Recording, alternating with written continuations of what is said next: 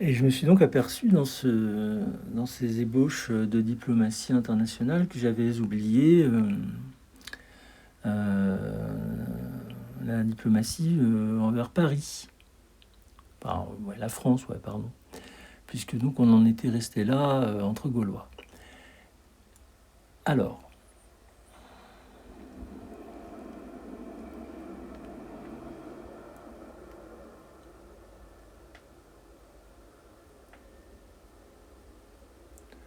ça va être un petit peu le même genre d'approche de délire qu'entre les Israéliens et les Juifs, tu vois. Mais ça, c'est juste pour nous diriger vers notre pays, la France, c'est-à-dire, c'est-à-dire, euh, c'est-à-dire en France, on a des lumières. Et puis, bah, y a des Français qui ont des lumières et d'autres qui n'en ont pas encore. Alors j'avais imaginé quelque chose pour filer un peu la suite de la pensée bah, envers les Juifs ou envers Israël ainsi que nous, Français. Euh, on le sait, le peuple hébreu, pour ne pas toujours, alors dans quelles circonstances, je ne sais pas exactement, mais enfin, quand il ne devait pas prononcer le nom de Dieu, le remplaçait par celui qui signifie le mot. Alors, quand ils s'entendaient, ou ils s'entendaient, pour dire en hébreu le mot, au lieu de nom de Dieu, au lieu du nom de Dieu auquel ils croyaient. Et je me suis demandé, mais ça c'est pour moi encore totalement imaginaire, hein, et je place une forme de sacralité là-dessus qui interdit ou interdirait d'essayer d'appliquer ces idées-là en éducation. Je vais vous dire tout de suite quoi. Il y a eu des Français, Paris ou autres, hein, qui eussent remarqué que le mot poésie vient du grec antique. Ça met déjà entre nos inspirations et nous, là, un médiateur, hein, comme un esprit. Eh bien, ils ont remarqué le mot poésie véhiculait beaucoup l'idée de création. Création même jusqu'au sens religieux, ainsi que celui d'éducation peut-être. En tout cas, une possibilité parmi d'autres, puisque c'est un art du langage aussi.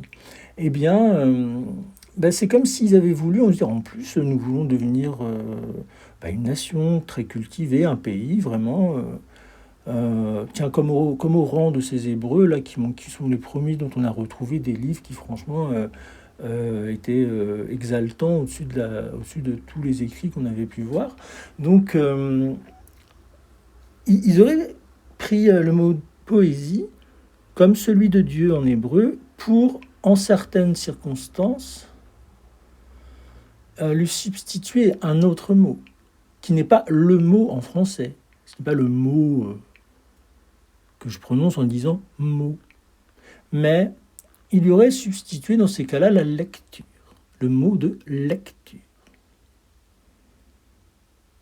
Parce qu'ils avaient remarqué que leurs petits ânes de champignons de Paris qui font pousser sous le sol ne daignaient pas lire et ne s'y intéressaient pas avant l'âge de 7 ans ou je ne sais pas trop quoi, si on les laissait librement se disposer. Enfin, eux, ils remarquent ça, mais c'est pas non plus pour ça qu'il y a des sectes, parce qu'il y a entre familles, ils se réuniraient depuis longtemps, et donc, ouais, le vôtre, ouais, donc, bon, voilà, non, on ne s'intéresse pas à ces choses-là, mais enfin, il y a des gens qui essaient des trucs, des fois, hein, en termes d'éducation. Bon. Alors voilà, c'est comme si j'enseignais mon enfant, et puis, puisque c'était peut-être avant Charlemagne, ces histoires que j'essaie d'inventer là, puisque au moins là, il n'y avait pas d'école, si?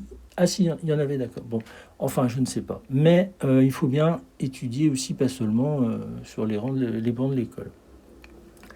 Donc, Il y a même des gens qui n'avaient pas accès à l'éducation, même au siècle dernier, c'était très courant, en raison de pauvreté, de plein de trucs. Donc, tu vois, il y a des gens qui n'ont été enseignés pour apprendre à lire et à écrire que par la bienveillance d'un prêtre, par exemple, qui aurait offert un petit peu d'éducation gratis, parce que les gens étaient trop pauvres, ils pouvaient pas, ils devaient travailler pour même les enfants. Donc voilà, c'est pour ça que quand j'entends des discours en réac à ce niveau-là, ça m'énerve en fait. Et donc, il y a des gens qui, sans l'Église, n'auraient jamais appris à lire et à écrire et à compter. Bref, revenons à nos petits moutons, nos petits champignons. Et voilà, s'il y avait une expérience en termes d'éducation, moi je me désassocie non de l'idée, de la pensée, mais je ne prétends absolument pas à l'historicité en disant ça. Mais c'est pareil. On peut très bien imaginer que des expériences culturelles aient été menées. Ça ne veut pas une raison pour les mener. Pensons. Puisque la poésie, ce n'est pas Dieu quand même. Bon. Et la lecture ne correspond pas aux mots en traduction. Mais effectivement, il y a une profondeur dans le mot poésie qui étymologiquement mène aux profondeurs du signifié, c'est-à-dire que véhicule le mot de poésie, à quel concept il fait penser lorsqu'on le sonde. Il peut y en avoir plusieurs, voilà le signifié. Alors le signifiant, alors là, c'est poésie. Mais même quand vous la lisez, quand vous lisez ce mot, voilà son signifiant, ainsi que celui que je prononce, poésie.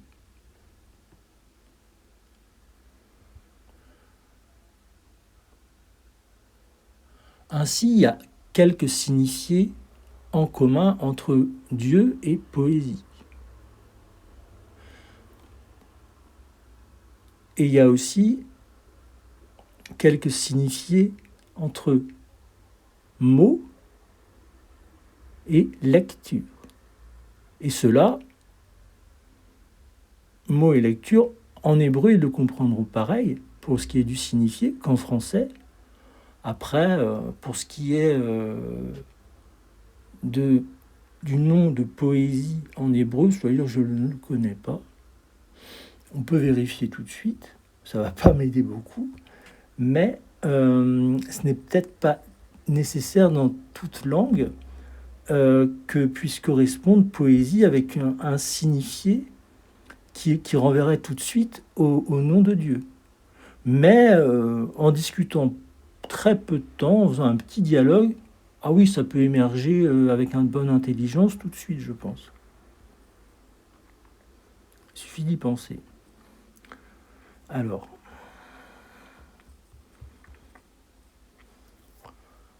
voilà. Mais moi, j'ai aucune compétence en étymologie de l'hébreu.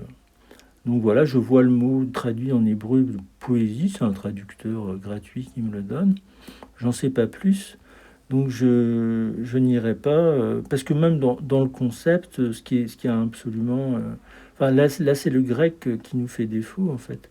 Et enfin pas défaut, nous il nous fait honneur plutôt, mais je dois dire que là je n'irai pas plus loin dans cette expérience de traduction pour penser le signifié que peut véhiculer le mot de poésie en hébreu.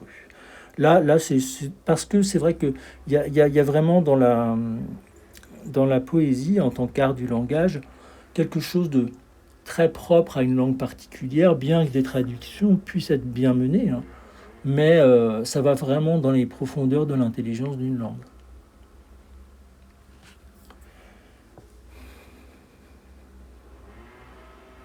Voilà, alors si en termes d'éducation, je disais à un jeune qui me ferait confiance, voilà, là je parle en prose, tu vois, exactement comme dans Molière, dans Le bourgeois gentilhomme.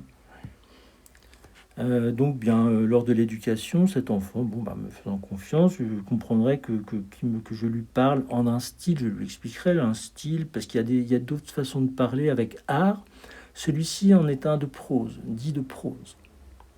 Bon, si je lui apprenais à lire, il pourrait très bien comprendre qu'à peu près tout ce qu'il lit, si je lui donne que des trucs en prose, c'est de la prose. Moi, j'ai le droit d'expliquer ça. Euh, et puis, de temps en temps, avec mon mari, on aime beaucoup lire des textes afin d'apporter à notre enfant, en plus de la prose substantielle qui sont les mets, la nourriture, on aime aussi l'abreuver en prévision notre enfant de quelques nectars ou quelques liqueurs de notre précieuse langue nationale.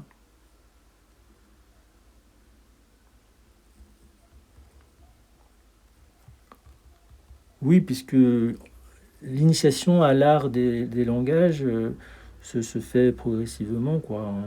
Bon. Alors voilà. Et puis je lui dirais, oh, bah, tu sais, quand tu sortiras, tu verras, sous le pont Mirabeau coule la Seine, et nos amours, faut-il qu'ils m'en souviennent? La joie venait toujours après la peine. Vienne la nuit, sonne l'heure, les jours s'en vont, je demeure. Et j'expliquerai donc à l'enfant, et il me dirait, mais alors c'est quoi ça? C'est toujours de la prose? Non, non, c'est de la lecture. Mais, fin de l'incise, incise plutôt pour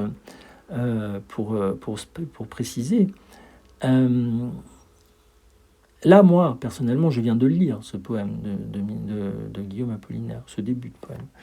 Mais dans l'idée, la personne très soucieuse donc d'apporter une éducation majeure à son enfant eut mémorisé, bien sûr, hein, puisque c'est comme ça, la tradition.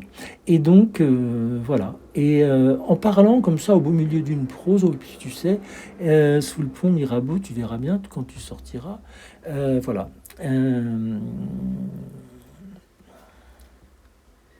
La Seine qui coule au-dessus au-dessus de l'appartement où ils sont sous terre, quoi, en fait, les champignons.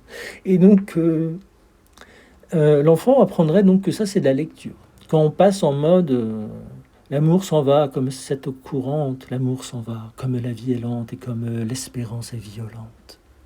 Eh bien, ça c'est clairement, il identifie. Hein, il y a même des poètes encore plus versés hein, dans une forme de régularité. Mais bon, c'est très agréable. Mais voilà, ça c'est donc. Ah oui, c'est de la lecture. Oui, c'est l'art de la lecture. Udi, la môme ou le père sans du tout être en train de lire.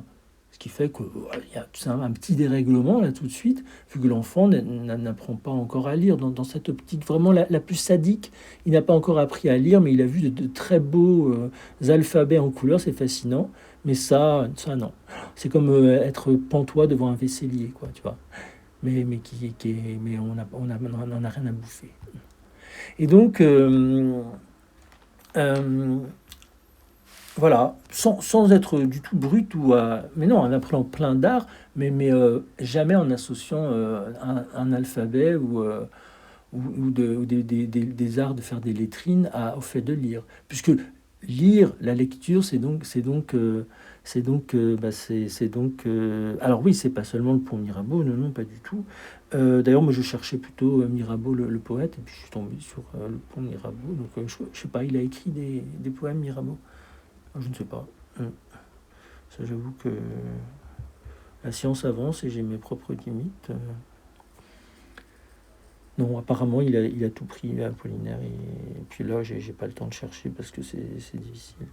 Mais donc, oui, enfin, tout le monde sait compter après un, il y a deux, donc ça peut être un autre, tiens, par exemple. Et puis donc, l'albatros, tiens, voilà. Oui, voilà, c'est Baudelaire qui me sert la soupe. Souvent, pour s'amuser, les hommes d'équipage prennent des albatros, vastes oiseaux des mers, qui suivent, indolents, compagnons de voyage, le navire glissant sur les gouffres amers. Tu vois, tu as le père qui arrive comme ça dans la classe donc pour l'enfant. Ah oui, mais oh, papa lit exactement, fait de la lecture exactement comme maman, à peu près. Enfin, il arrive à reconnaître ça à l'oreille, oui, oui, oui. Mais le problème, c'est que quand on n'a absolument pas appris à lire, pas encore, et qu'on devra donner donc des réponses favorables ou défavorables à des poètes qui viendront là, en fait, pas à la même maison, non, non, c'est pas celle-là, non, mais une maison à la surface, eh bien, ça va être assez douloureux, j'imagine. C'est vrai que c'est un métier difficile, le métier d'éditeur à ce compte-là. c'est encore plus, c'est déjà difficile, hein, c'est pas le seul, mais alors là, c'est vraiment ennuyeux. Ouais. C'est vraiment ennuyeux parce que c'est sans doute un complexe monstre en fait. Et ouais, mais même quand on n'a pas été alphabétisé comme il se doit, ou comme d'autres, on peut y arriver quand même. C'est pas non plus, c'est pas non plus un choc définitif en fait, au contraire. Voilà. Et il y a même des étrangers qui apprennent à lire les livres français, donc il y a un jumelage qui peut permettre pas mal d'espoir. Non, c'est pas pour ça qu'il y a beaucoup d'étrangers en France, pas du tout, mais je dis que c'est comme ça. Et oui, puisque donc en fait, j'ai une pensée vraiment pour les Français, pour les Parisiens, oui, pardon.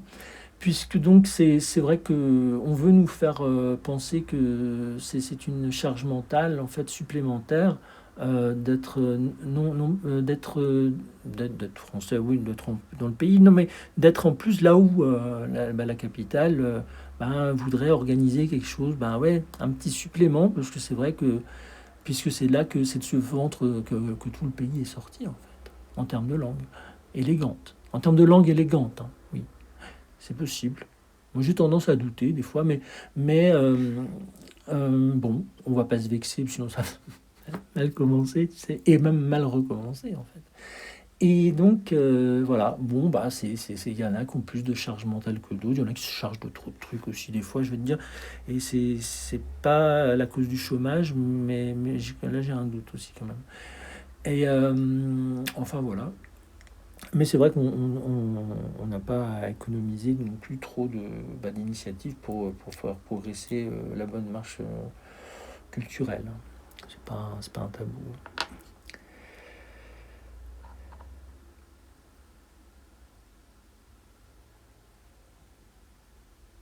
Oui, parce que c'est pas un délire d'accaparement non plus que de vouloir participer et contribuer,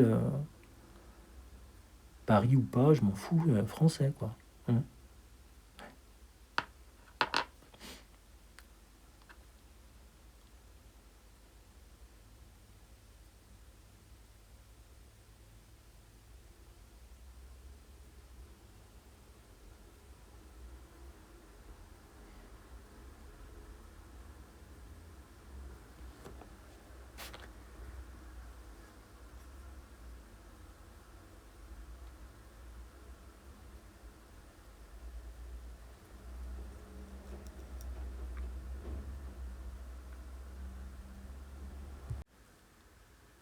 Non, mais en fait, c'est parce qu'ils ont cru, en fait. Ah oui, mais c'est pas un mal. Mais faut pas aggraver ça par la peur. Il faut croire qu'ils en avaient besoin. Ouais, ouais. Oui, donc moi je vous conseille, je vous recommande d'appeler un chat en fait. Il y a que par un jeu d'esprit, avec plein de mots autour, d'un tel ou tel mot qu'on peut comprendre la chose. Mais ça, ce n'est pas mentir. C'est rencontrer bah, l'existence de cette disposition. Et dans certains cas, c'est un problème. Mais c'est pas un problème qu'on place. C'est pas un problème qu'on met parce que, poum, il faudrait compliquer la donne. Non, non. Non, ça se comprend. Et c'est comme ça qu'elle prend la culture. Ça se comprend. Et donc après, on véhicule dedans, mais il n'y a pas de problème. À peu près. Il n'y a vraiment pas tant que ça de mots en français qui soient là pour vexer, en fait. Voilà, donc là, les enfants, il ne s'agissait pas du tout de vexer. Et ici, bah, c'est pas le même style de sacralité.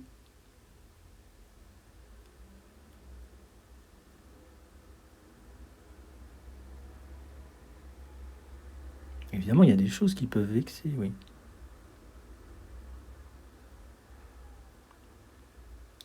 Mais ici, il y a plutôt deux formes de haine possibles à la limite. Ce qui n'implique pas que la haine. Par exemple, il y a des écrivains, oh, y a un siècle à peu près, on en parle encore, ça se publie, ça se cite, précédemment aussi, mais bon, c'est plus discret dans les traces, mais qui parlait donc de haine de la poésie. Ouais. Eh bien, on a aussi, de nos jours, on s'en aperçoit bien, la haine de la recherche. Voilà. Ça, c'est une source du CNRS. C'est monsieur Marcel du CNRS qui constate qu'il y a une haine de la recherche. Alors bon, et qu'est-ce qu'il dit alors? Il dit comme ça, le peuple français est bête à 100 sous de l'heure, comme s'il n'avait jamais voulu mon bonheur, et même les meilleurs virent en moi leur Christ, non un parent, non que je sois père et artiste. Histoire de jalousie, d'accaparement, de préférence envers l'État passé qui ment. Même en ayant mal fait, l'État, peuple français, produit sur vous l'effet de parenté, faussée. Comme si dans le genre y était votre famille. Comme si un génie en provenait parmi l'accumulation de ces contrefaçons, comme si à votre état revenait la raison. Comme si vous saviez ce qui en est pour ça le bien. Vous imitez votre croyance avant quelqu'un, avec de la carence, un soin immense, honneur, sans suivre l'être, aimé, fertile et créateur.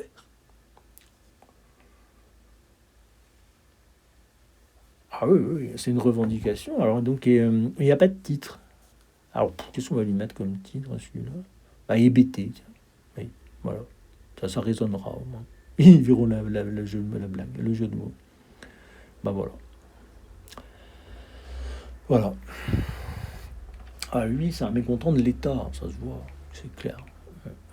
C'est Marcel, vous dites? Oui. Bon. Alors, il manque pas d'imagination et d'esprit quand même. C'est vrai que c'est dommage de bosser à rien faire, il faut tout faire soi-même. Oui. Bon.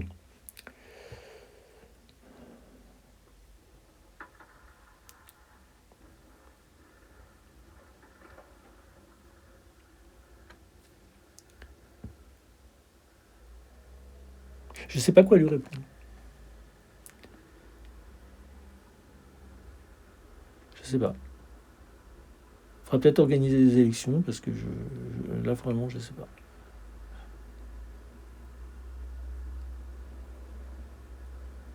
Il a aucune non, il n'y a pas de, je vois rien. Non, il n'y a pas de note.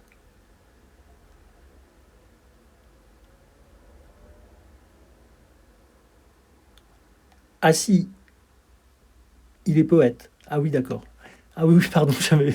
Oui. Ah mais non, mais ça dans notre code, ça veut dire parisien. C'est réservé. Oui, sur notre code, poète parisien. Ouais. Oui, c'est équivalent. Ah oui, d'accord. Donc, il va beaucoup trop loin. Mais ça m'étonne pas en fait qu'on l'arrête parce que ça va beaucoup trop loin là. Il intensifie à fond. Regarde ses résultats de recherche, c'est pas possible. Tu me dis qu'il est au CNRS. Allô, quoi. Ouais, mais ça c'était pas du tout l'orientation prévue, en fait. Non, donc là, moi, je pense que oui, mais c'est normal de bloquer. Mais c'est normal, il comprendra, il est intelligent, il n'y a pas de problème. Non, parce que ça, c'est net. Nous, on travaillait qu'à l'évolution. C'est tout. On leur a dit, la recherche, ne faites n'orientez que vers l'évolution. Mais vous comprendrez très bien, en fait. Voilà. Oui. Puisque à part les recherches sur le sensuaire de Turin, tous les crédits ont été mis sur l'évolution, en fait. Donc voilà, mais ça se pense très bien, de toute façon. Donc je pense que ça devrait aboutir, et c'est pas en racontant ça, il va énerver du monde. Bah ouais, non mais il y en a d'autres qui vont vouloir limiter, ça va vraiment... parce que, voilà, moi je sais, depuis que je lis,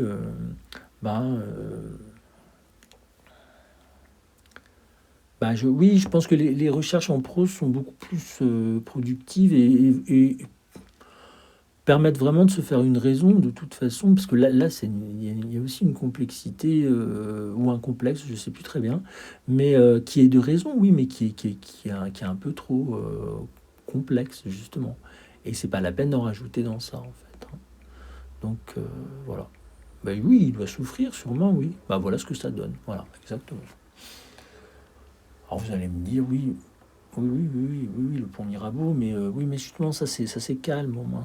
Mais là, là c'est moi qui coule, hein, c'est plus la Seine. Hein, ouais.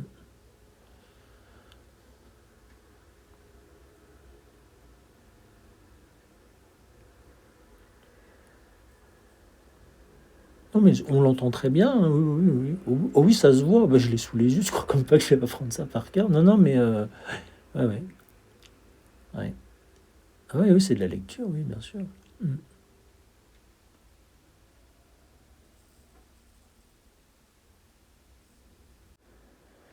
Mon Dieu.